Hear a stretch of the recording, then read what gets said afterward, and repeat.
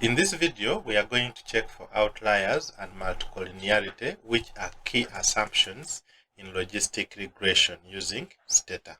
In our subsequent episodes, we shall demonstrate how to carry out steps 2 up to 6 of logistic regression.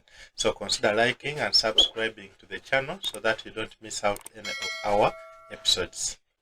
But what are outliers? Outliers are simply data points that are unusually different from the rest of the data. They are either values either much higher or much lower than most of the other values. They just simply seem not to fit the pattern of the data.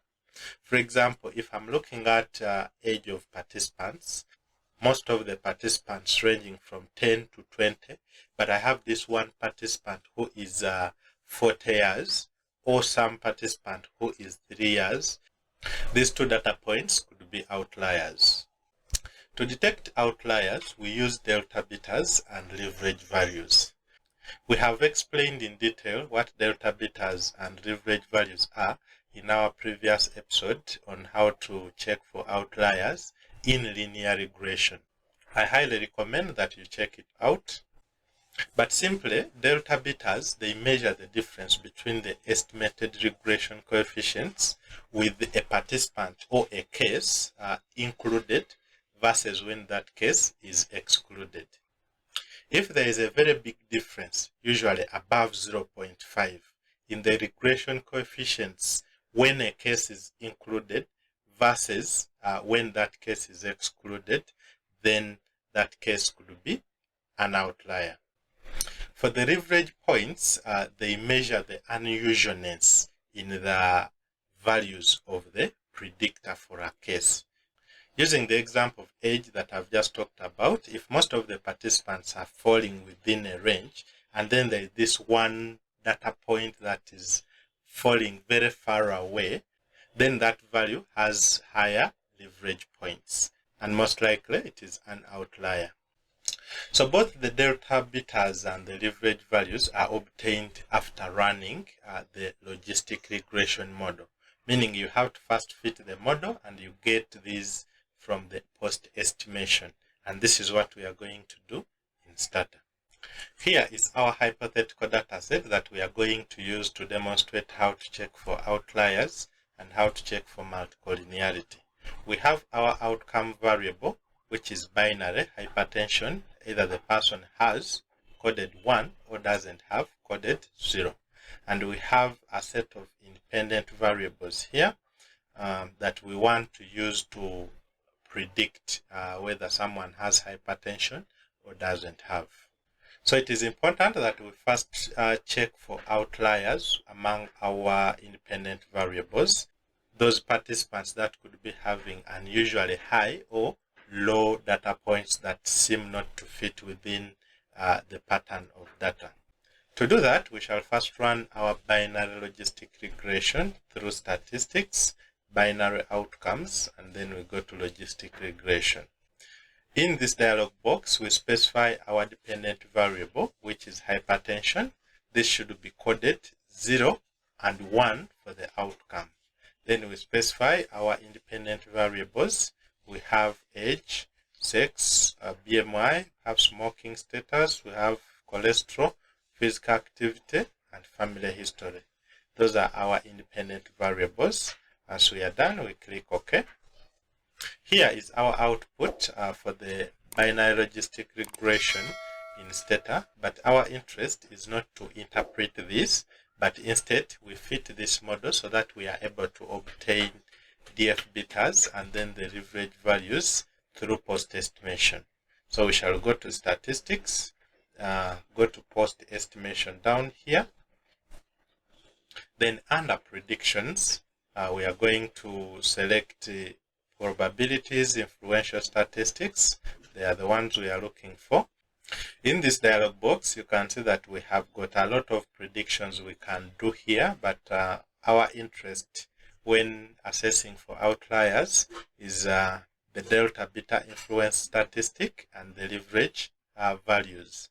So we shall start by checking the delta beta influence statistic, and then we give it a name and just give it delta beta. and then I click submit because I still need to use this dialog box. You can see that there is a new variable here called delta beta that has been predicted. We go ahead and also predict the leverage values. So click on leverage and then we change the name here. You can just put in leverage and then click OK. When we browse our data editor here, we can see that we have created two variables, one called delta beta and another one called leverage. So these are the variables that we are going to summarize to see the maximum values. Any case that has a value above 0.5, that could be a potential outlier. To get the summaries, we shall go to statistics, go to summaries, tables, then summaries and descriptives, then summary statistics. In this dialog box, we are going to put in our two variables, delta beta and then the leverage values. Then we click OK. This will give us for each variable the observations. We are interested in the minimum and maximum values. We see that for delta betas, the maximum value is 0.3 and leverage, the maximum value is 0.14. None of them is having a value above 0.5, implying that we do not have outliers. That's how we can check whether we have outliers among our independent variables. So next we can look at how do we test whether there is multicollinearity among our independent variables. For multicollinearity, this is simply a situation where you have two or more independent variables that are highly correlated with each other. A variable can be predicted from the others with a high degree of accuracy.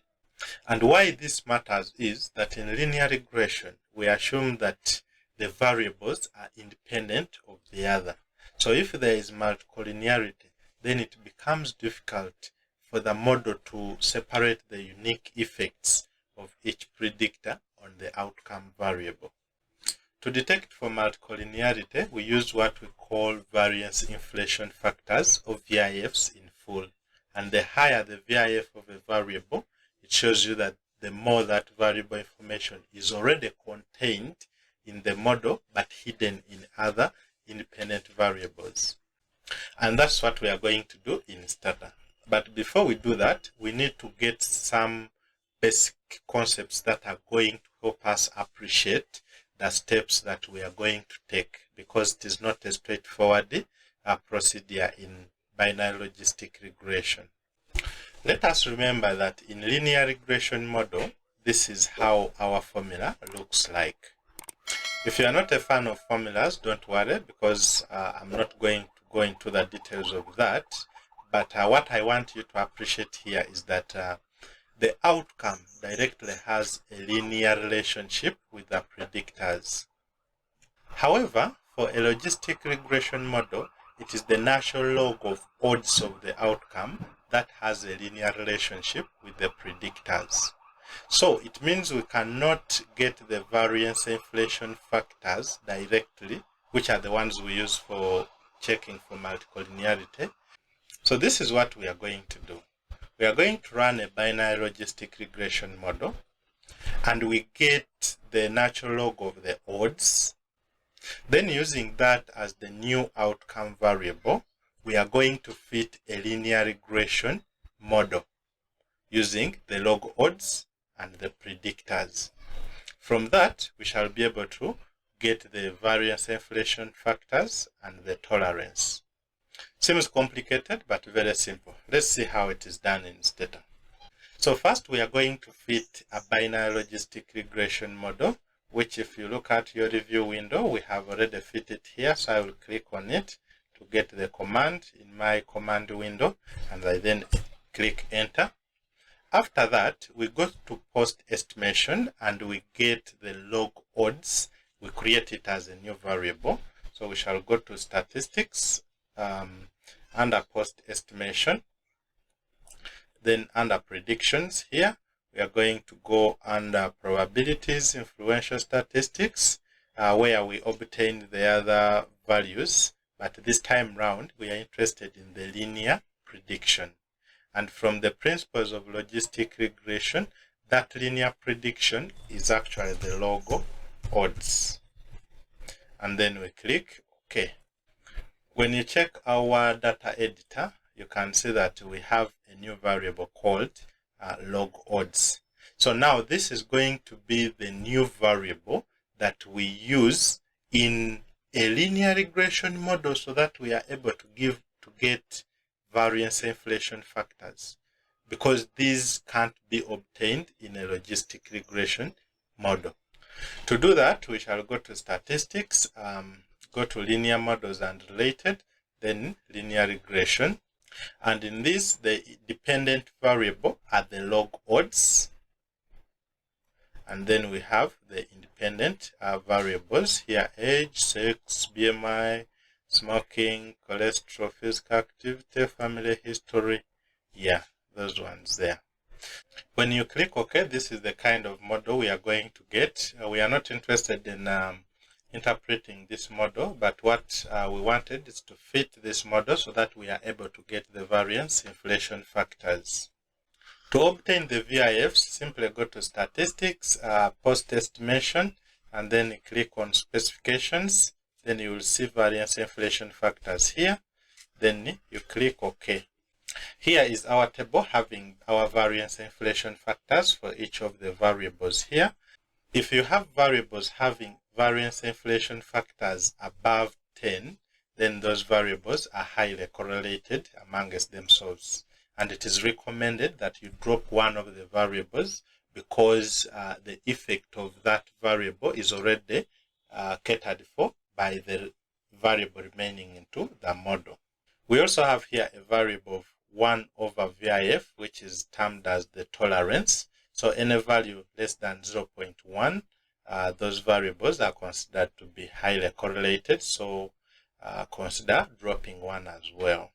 If you found this video useful, consider liking and subscribing to the channel so that you don't miss out any of our episodes. Now that we've checked for assumptions, outliers, and collinearity, in our next episode, we shall go through the approach you can use to select which variables to include into your multivariate logistic regression model.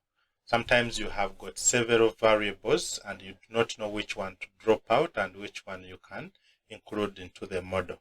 See you in the next episode.